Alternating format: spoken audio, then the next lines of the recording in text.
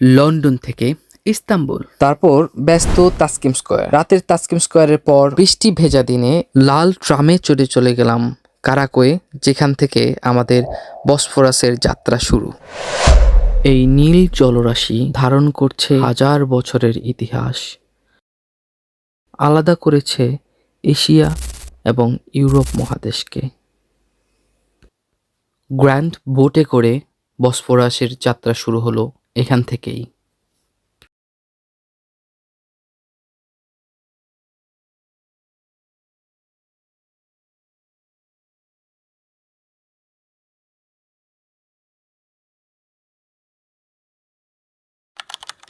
নীল জলরাশির উপর দিয়ে ভেসে চলা, আর দুই পাশে ইউরোপ ও এশিয়ার রাজকীয় সব স্থাপত্য।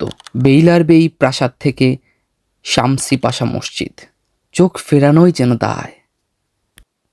কুলেলি মিলিটারি হাই স্কুল থেকে শুরু করে আধুনিক চ্যামলিজা টাওয়ার, সবই যেন ইস্তাম্বুলের আভিজাত্যের সাক্ষী।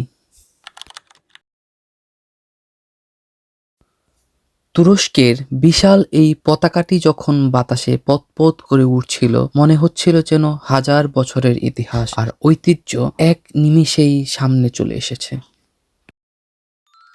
আমরা এখন পার হচ্ছি ঐতিহাসিক বসফরাস ব্রিজ। আমার এক পাশে এশিয়া আর আরেক পাশে ইউরোপ। ভাবতে অবাক লাগে, একটি ব্রিজ আমাদের মুহূর্তের মধ্যেই এক মহাদেশ থেকে অন্য মহাদেশে নিয়ে যাচ্ছে।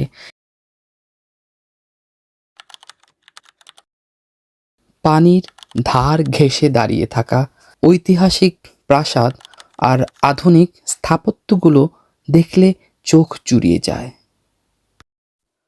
ইস্তাম্বুল শহর যেন আধুনিকতা ও ঐতিহ্যের এক নীরব সাক্ষী।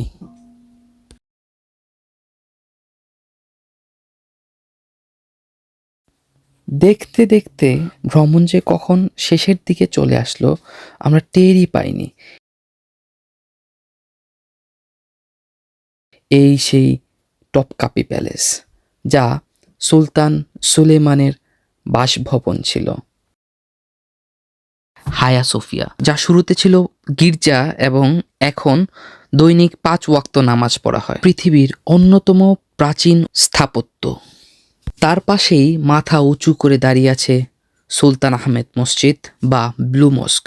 আমাদের প্রথম গন্তব্য হবে সুলতান আহমেদ মসজিদ।